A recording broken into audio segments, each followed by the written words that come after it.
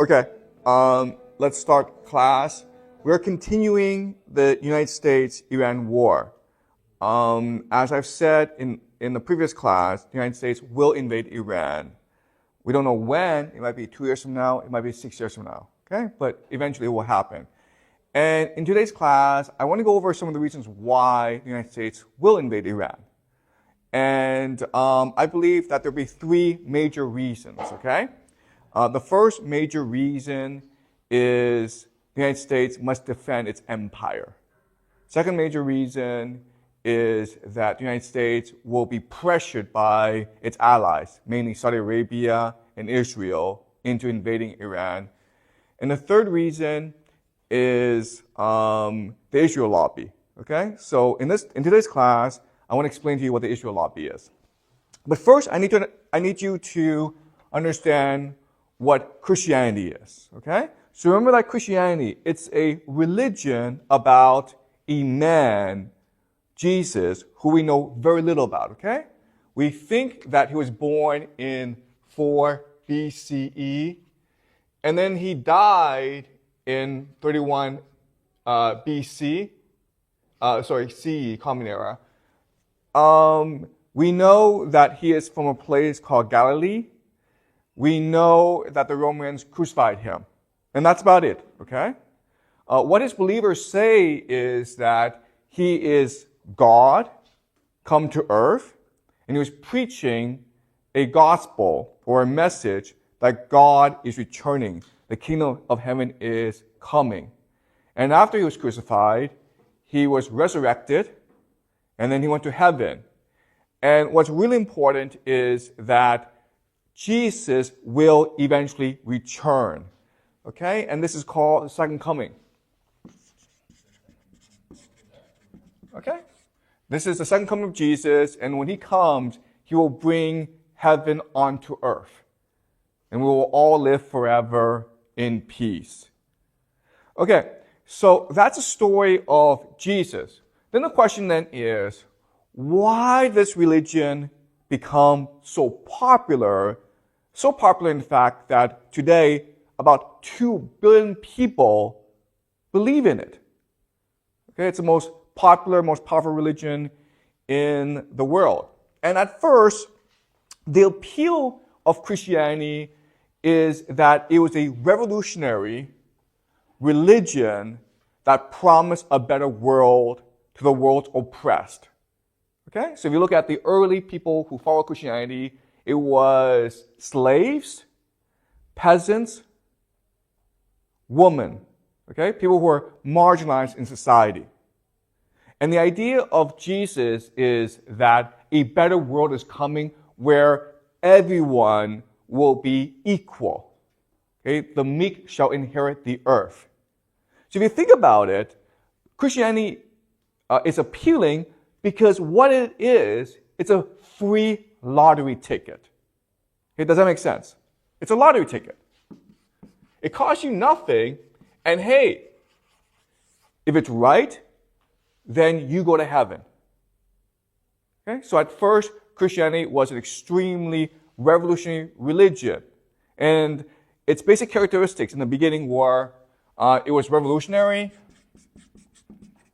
it was egalitarian, and it was anti-authority. And so these individuals who before were outcast from society, okay, like criminals, Jesus promised hope, salvation, and redemption, okay? So before, if you were a criminal, there was really no way for you to redeem yourself in society. And Jesus is the promise of your salvation and redemption, okay? And that's why it was so appealing to a lot of people. It became so popular that it became the official religion of the Roman Empire. Now, there's a problem, okay? Because remember, Christianity is a revolutionary, egalitarian, and anti-authority religion. And now, it's become an empire. So, they had to develop new theories to reinvent Christianity as an establishment religion. Okay? And as we discussed last semester, the person who did this was Augustine. Okay, Augustine. And remember that last semester we read City of God and Confessions. And City of God and Confessions, it's really to adapt Christianity as an establishment religion, to reduce its revolutionary nature. Okay? So is this all making sense to you? And one problem that Augustine had was the idea of a second coming, okay? That the world will end. He had a major problem with this idea for many reasons, okay? But the first reason is that, if the world's going to end, why do we have to do anything? Why can't we just drink and party and play video games every day, right? What's the point of working? That's the first problem, right? The second problem is, why is Jesus coming back? It's because the world sucks, right? Well, who's in charge of the world? The Catholic Church is in charge of the world. Do you understand? So Jesus is coming back to destroy the authority of the Catholic Church. That's not good. All right? So for many reasons, Augustine basically said, okay, second coming, don't worry about it. Okay? Jesus will come back whenever he wants to come back. But before he comes back, we, the Catholic Church, will take care of everyone. Okay? All right. So, why is this important? This is important because from Augustine onwards, we've had divergent understanding of what the second coming means. Okay? For people who believe in the second coming, the term we use is premillennialism. Premillennials, okay? Because the second coming promised 1,000 years of peace. Okay, premillennialism is this, okay? Pre means before, right? So when Jesus comes back, he will give us 1,000 years of peace and prosperity. Okay, do you understand? Before he comes back, okay? When he comes back, he will give us 1,000 years of peace and prosperity. And what Augustine said is, no. That 1,000 years is just a metaphor. It's not actually going to happen. In fact, it's already happened because the Catholic Church is giving us this 1,000 years of peace and prosperity. Okay? So he's called a millennialist, which means no, okay? That 1,000 years is just a metaphor. It's not going to really happen, okay? So that's the second big idea. Now, as we know, because all power became concentrated in the Catholic Church, there's a rebellion against the Catholic Church called the Reformation. Okay? The Reformation. And the idea of the Reformation is God did not mean for his authority to be established in the church, to be held by priests. God is meant to speak to all of us through the Bible. Okay, so what the major difference between the Catholic religion and the Protestant religion is Catholics are not allowed to read the Bible. They don't read the Bible. Whereas Protestants must read the Bible. They must seek meaning and guidance from their interpretation of the Bible. Okay? And because of the Reformation, you now have thousands, tens of thousands of different religions spawning up, okay? Does that make sense? All right? So you have different religions and you have different descent. So let's look at England, okay? England. So England, there's a king, and before the Catholic Church was supposed to have authority over the king. And of course, the king did not like that, so he supported the Reformation, and he changed the Catholic Church into something called the Anglican Church, okay? Or the Church of England, which he would have authority over. But once the Reformation started, again, you are now allowed to read the Bible. And because of that, you have thousands of new religions coming up in England, okay? And they believe different things, but one thing that they all believed in is the Bible is the supreme authority. Okay? The Bible is the supreme authority, not the king. Right? So, this started a major conflict between these groups and the king. And these people are called dissenters. And eventually this led to something called the English Civil War, where the dissenters, the Puritans, killed the king. Okay? But then the king was reestablished. And so this led to decades and decades of fighting in England. So one way that the king tried to resolve this conflict is by sending all these dissenters to America. Okay? To America. And the idea is this. These dissenters believe that the Bible is a supreme authority. The Bible asks us to do certain things, okay? Because it's written in the Bible. For example, you're not allowed to drink. You're not allowed to dance. You're not allowed to have any fun. You must focus on your own spiritual improvement. Okay? You're not allowed to have slaves. And so, because they believe these things, they were constantly in conflict with the establishment, okay? With people in power. And so the king was like, guys, if you really believe in these things, go to America. Why? Because there's nobody in America. So you can build your own kingdom of heaven. Do you understand? Okay? So this is the origin of the United States. The United States was founded as a Christian nation, which put the Bible as the supreme authority.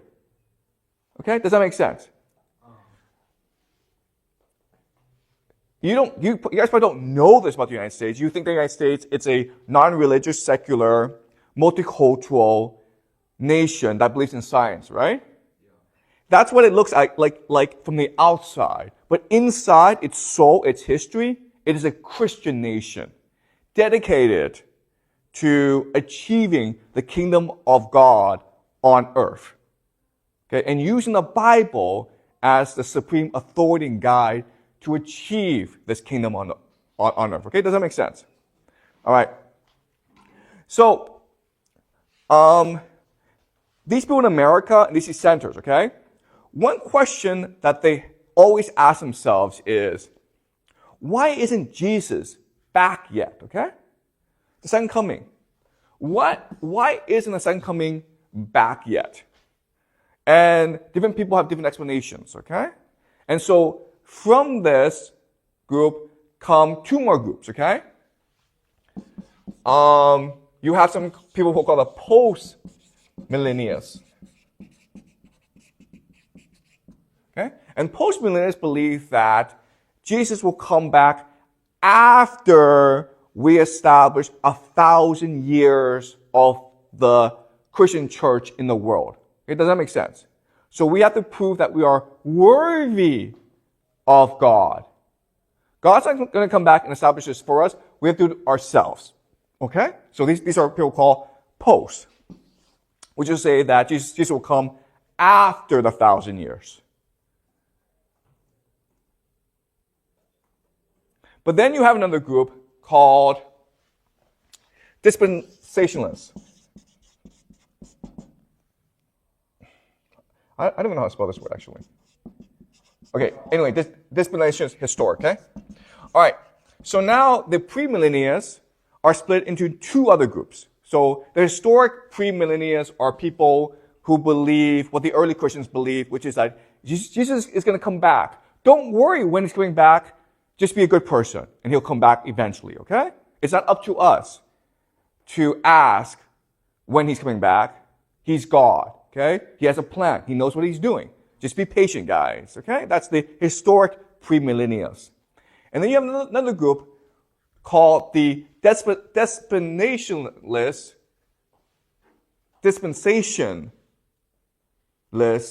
premillennialists, okay? And what they believe is something different. They believe that, in the Bible, if you read the Bible very, very closely, it tells you how and why Jesus will return. Okay? What the Bible says is that there must be a nation called Israel, okay? And Israel is a nation of Jews. And then Israel has something called the temple, because that's where God resides, okay? It must have the temple.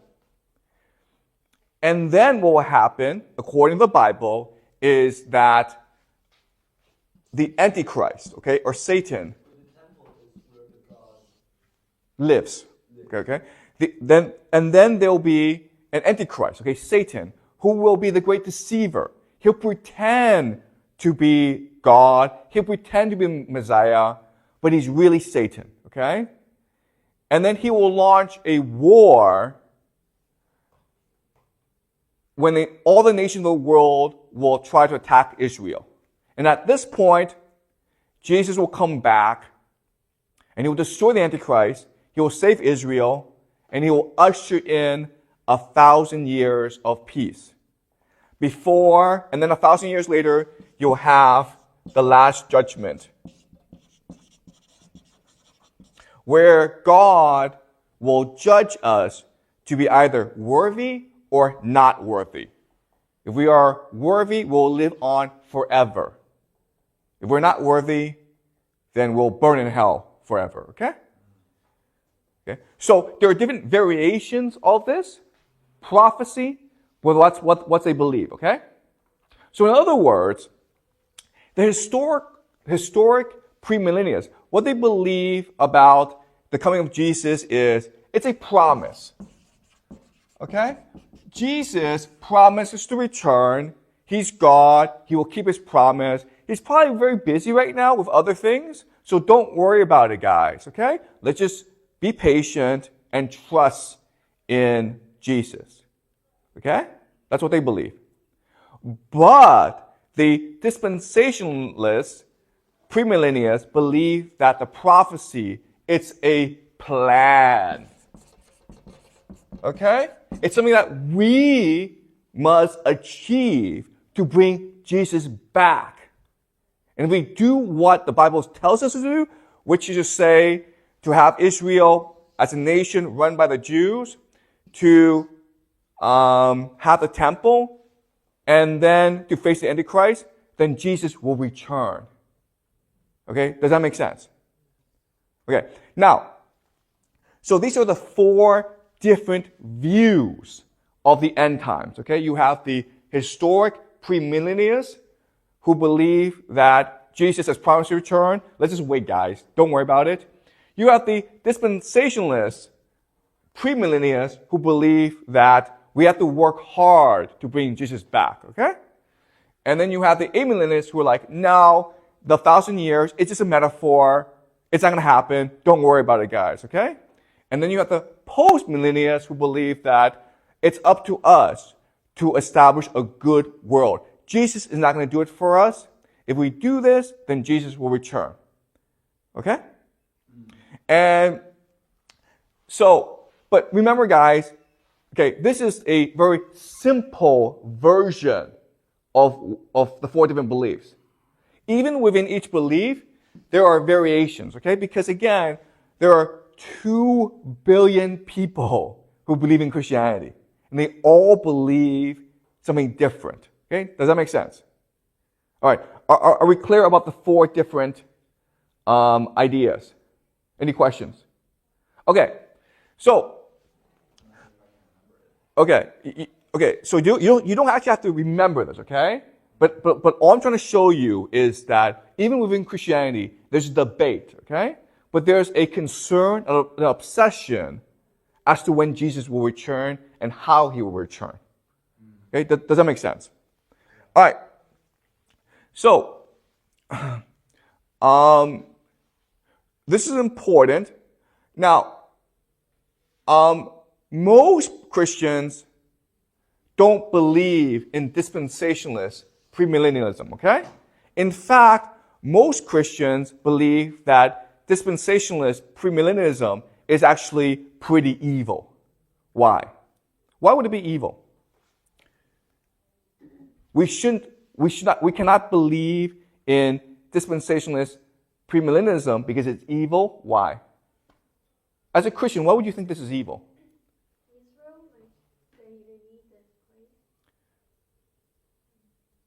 What's a problem with believing that there's a plan in the Bible? Why would that be anti-Christian?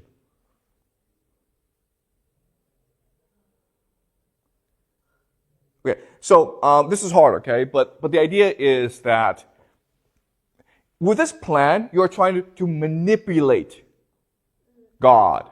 Okay, does that make sense? Okay, you're trying to force God to return, and you shouldn't do that. If you believe in God, then you will trust God, and you will try your best to be a good person, which is what the Bible asks you to do. And when God returns, it's none of your business. Okay, it's not our concern. So the dispensationalist premillennialists are an extremely controversial minority within Christianity, okay? Most Christians don't actually believe this. And they find that a lot of these beliefs to be evil. And maybe even blasphemous, okay? You're insulting God with this sort of thinking. Okay.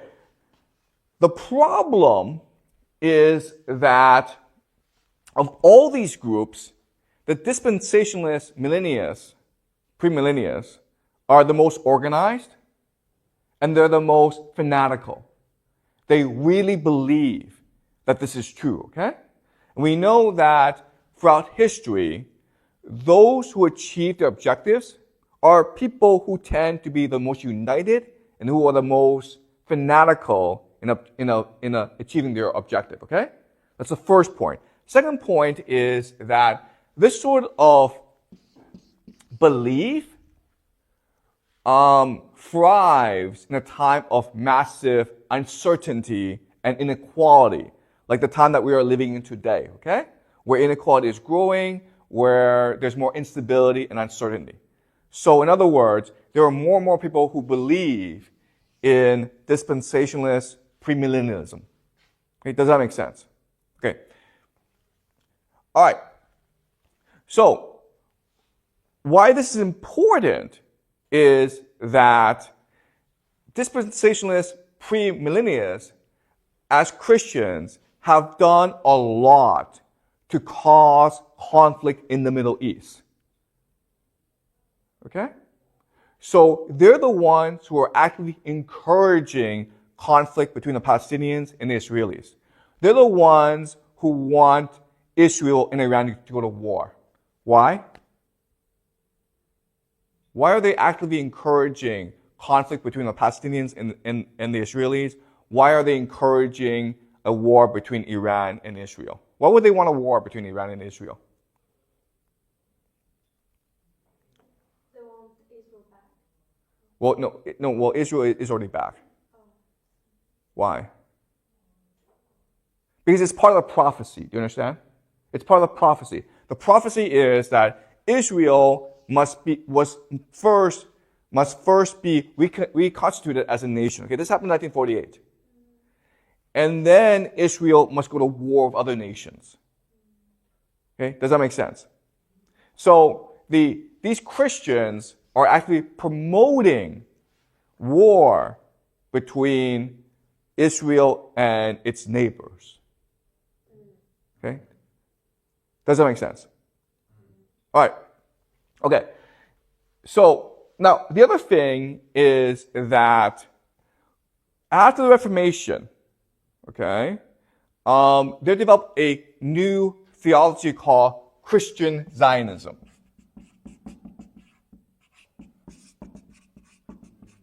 Christian Zionism, okay? What is Christian Zionism? Christian Zionism is the belief that as a Christian, you must support Jews in the return to Israel. Okay? So because remember that Israel as a nation was only founded in 1948. And then basically in about 70 BCE, the Romans burned down the temple, okay? So for about almost 2,000 years, really, the Jewish people have not lived in, the Jews were not in control of Israel, okay, for about 2,000 years. And there are Christians who believe that it is our responsibility, it is our duty to help Jews take control over Israel. Okay? And they believe this for many different reasons. So Christian Zionists, some may believe that that's what the Bible says. God promised Israel to the Jews. Okay? So Christian Zionism intersects with dispensationalist premillennialism. Okay? There are Christian Zionists who believe that, okay, for Jesus' return, we need Israel back, and we need Israel to be in conflict with the Middle East, okay? So in other words, is there a specific country you want them to have conflict with? the Middle East, okay? There's neighbor countries. Yeah, all of them, okay? So, Christian Zionism, I mean, you can make the argument that it's a pretty evil idea. Why? Because they're using the Jewish people as a tool, as a mechanism in order to achieve what they believe, which is the return of Jesus. Okay? Does that make sense? Because Christianity believes that if Jesus returns, then all Jews, then Judaism as a religion will cease to exist. 2/3 of all Jews will die in the battle, and the rest, a third, will immediately convert to Christianity. Okay? So you can make the argument that Christian Zionism, it's a pretty cynical and a pretty evil idea. Okay? And then from Christian Zionism, we have the idea of Zionism. Okay? And Zionism is the belief among certain Jews that two things, okay? One is that the Jews are the chosen people of God and that Israel is the promised land. And therefore, Jews must return to Israel. Okay? Does that make sense? Okay? But what's important is before Christian Zionism came along, Zionism was not, Jews didn't really think this, okay? So it was the Christians who supported this idea of Zionism. And even when this idea came about, which was about 200 years ago, it was an extremely unpopular religion, a very extremely unpopular idea. And the reason why is Jews didn't think they were a race of people. They felt they were a religion. Okay? They felt that, okay, I'm in Iraq. Well, guess what? I'm an Iraqi like everyone else. I may have a different belief, but I'm still Iraqi, okay? They didn't put their religion above their nationality or their race, okay? Do you understand? And Zionism is like, no, being a Jewish person is a race, and therefore you must return to Israel. Okay? The problem with all this is that in Israel, Palestine, it was mainly Arab people. Okay? So there were very few Jewish people. And in fact, Zionism couldn't convince anyone to come to Palestine, okay?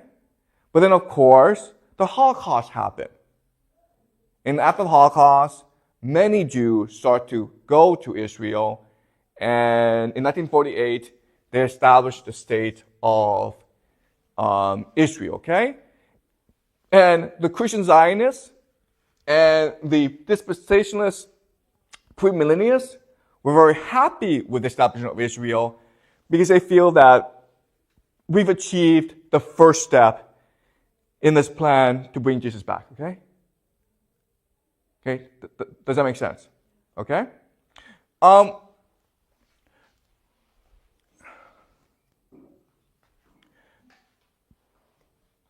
So, to summarize, the main message is this, okay? Here's what you need to know. First is that there are many Christians who believe that Israel and the Jews must be used as a tool to bring Jesus back, okay? That's the first thing. Second thing is that America was founded as a Christian nation. Therefore, its soul is Christian. Its first leaders were Christians who believed in Christian Zionism. Their descendants now control the military and the foreign policy apparatus of America. Okay, that's the second thing, okay? And the third thing is that Israel, as a nation, thinks that it can use Christian Zionism in order to advance its geopolitical interests, which is to basically gain control over the Middle East. Okay, do you understand? And that's what's driving the conflict between Israel and Iran. Does that make sense? Okay? What's driving the conflict between Israel and Iran is America believes it has a religious responsibility to protect Israel against Iran. In fact, if there's a war between Iran and Israel, that's a good thing because it's going to drive this prophecy and the return of Jesus, okay? Also obsessed with that. And then people in Israel are like, you know what? If we go to war with Iran, America is going to fight for us. So why not? Yeah, that's pretty cheap. Right? We don't have to fight this war. America's going to do it for us. So why not fight this war? We lose nothing. We gain everything from this war. Okay? So the idea is that all this is driven by a religious worldview, understanding the world. Okay? And over time, this worldview will only become more popular in America. Okay? Does that make sense? All right. Okay, good. Any questions about this? Anything that's not clear about what I just explained? Do you mean to clarify anything?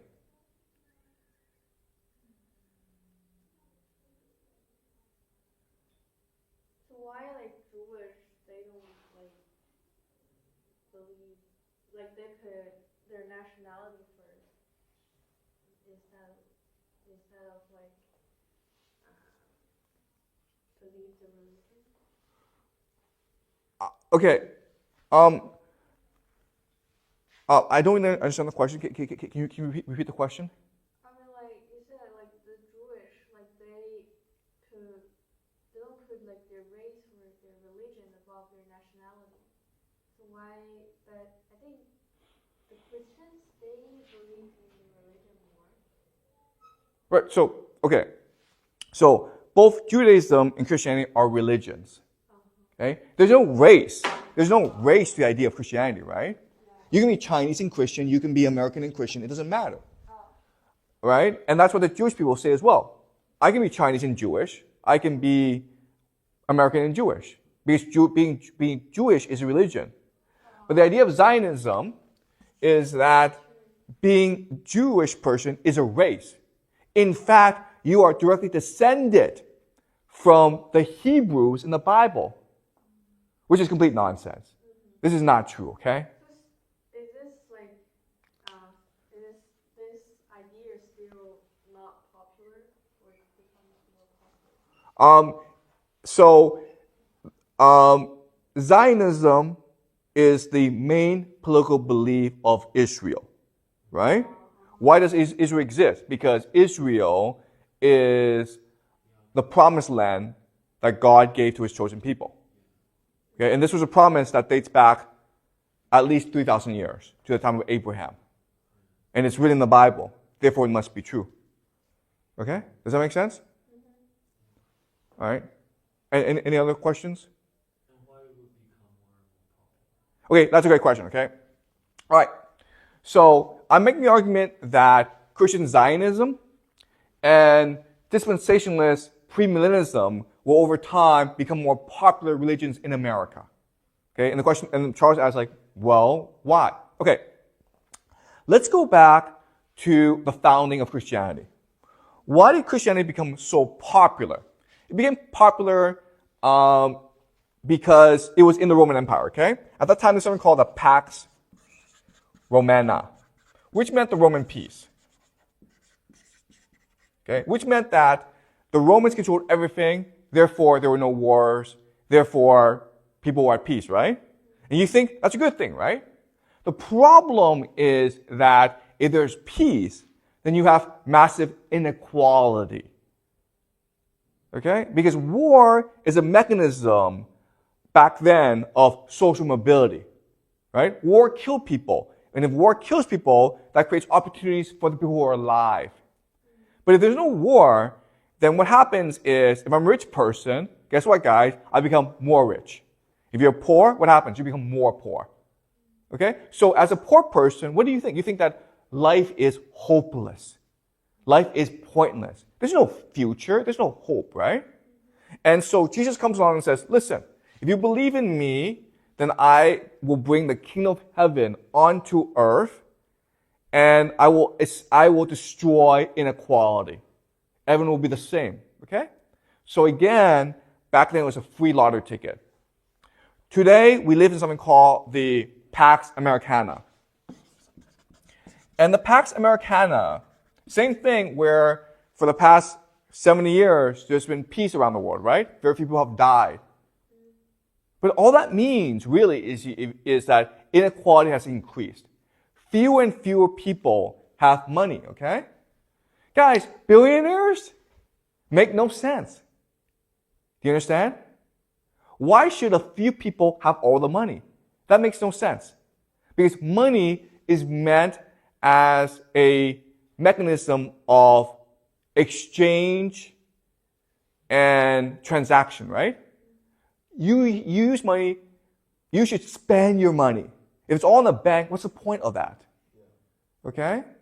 So having billionaires is a bad thing.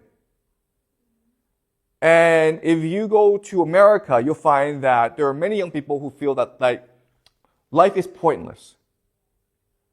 Okay? So they're looking for alternatives. You understand? And this idea of dispensationalist premillennialism, which is like what's happening right now in Israel will lead to a better world, that's kind of attractive to you. You understand? Okay. Right? To these people who think life is meaningless. Why do they feel life is meaningless? Well, because you're poor and you're stuck being poor. Guys, imagine you are a delivery person in China, in Beijing, okay? You're like a Kuai Yuan, right? What hope do you have for the future? Your life is pointless and hopeless. No one's going to marry you. Even if someone marries you, you can't have children because you can't afford to have your children go to school. You can't buy a house. You can't afford anything. You're stuck being a delivery person for the rest of your life. Do you understand? Do you know how many delivery people there are in China? Millions and millions, okay? So you have millions and millions of young men who have no hope in the future. Right? Yes, because Jesus is coming and he's going to destroy the world we live in. We're all going to live in harmony. I don't have to deliver food. So it's also a free lottery ticket. That's exactly right. Christianity is a free lottery ticket. It costs you nothing. And if you win big. Okay? Hey, that sounds kind of tempting. Right? What does it cost you? It costs you nothing, right? Okay? Do you understand? That's why it will become more popular over time. But it will drive you to do some things. Excuse me? Like, if you become more and more believe in this idea, you might want to have to do something for that. Right. So what you do is you support America, you support Israel, you support the war against Iran. You want more conflict in the Middle East because the conflict in the Middle East will drive the prophecy, right? Do you understand?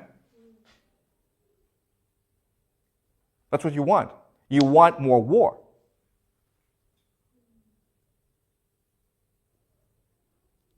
That's against the idea of peace. What good does peace do you? Right? Peace just means like tomorrow, you'll still be poor and hopeless. Right? But war, it's an opportunity for a new world. It's making people more and more extreme. Exactly. Right? So all this inequality is making people much more extreme and desperate. Right? Which will lead more people to believe in dispensationalist premillennialism. Okay? Does the government want this instability? The government, of course, does not want any instability. But what can the government do about it? I don't they provide social welfare to poor people. You're absolutely right. Okay, so the government could provide social welfare to poor people, but where would the money come from? The rich, the tax. Right. Do you understand? Okay. Fine. Okay. Who's more dangerous to you? A few rich people or millions of poor people?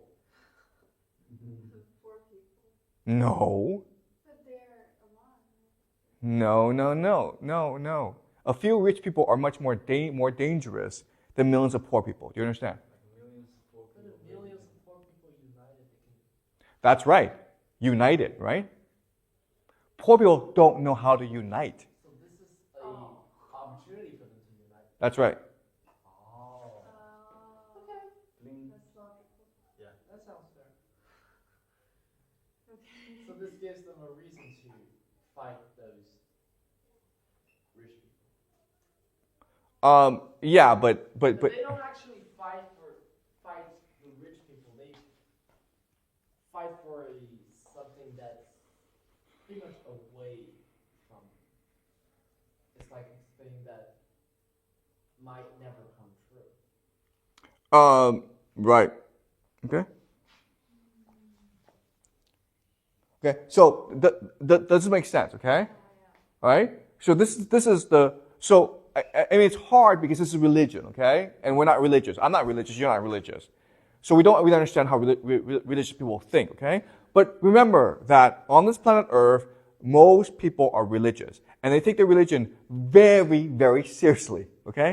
Do you understand? They're willing to die for the religion. Because they think that if I die from a religion, I'll go to heaven. Why heaven so attractive? Excuse me? Why heaven is so attractive?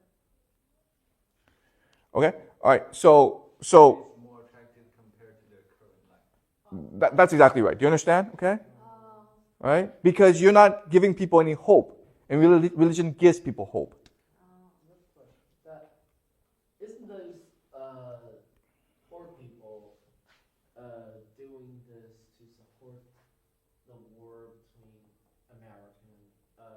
Israel and Iran as a way for the rich people to use it to make them more reasonable in the attack, and they can draw money from that. So it's like those rich people are using those poor people's beliefs to support their war. Listen, in the real world, the poor will always lose, the rich will always win. No matter what happens. But the poor doesn't realize this yet. That's right. That's why they're poor.